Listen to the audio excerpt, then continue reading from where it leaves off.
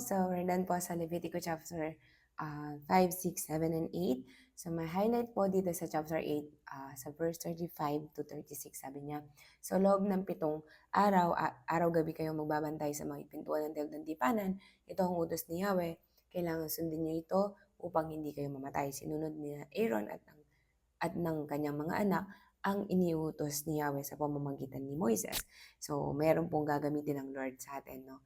At yun po yung mga lingkod niya, yun po yung mga chosen people, no? At pag tayo po ay sumunod sa utos ng Lord sa pamamagitan po ng mga lingkod niya, no? Ito po ay may bunga. At yung bunga na yon ay buhay. So, malinaw, opposite po ng buhay kapag hindi tayo sumunod ay ang kamatayan. So, kaya nga po sabi niya kung hindi kayo susunod at di nyo susundin to, no, kayo'y mamamatay. So, for my highlight here is,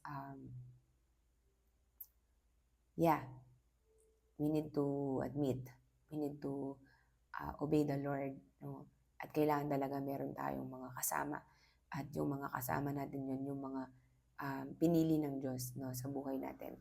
So that every one of us will understand.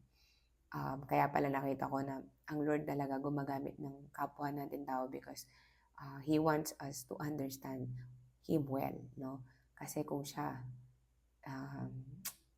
hindi natin matatarok yung kanyang kaisipan, hindi natin matatarok ang kanyang mga way, no? So, God will gonna choose people, no? His people sa buhay po natin o yung mga lingkod niya. So, that's my takeaway for tonight. I hope na bless po tayo and let's continue to read the Word of God and let's continue to desire it. So, that's my takeaway and God bless you po.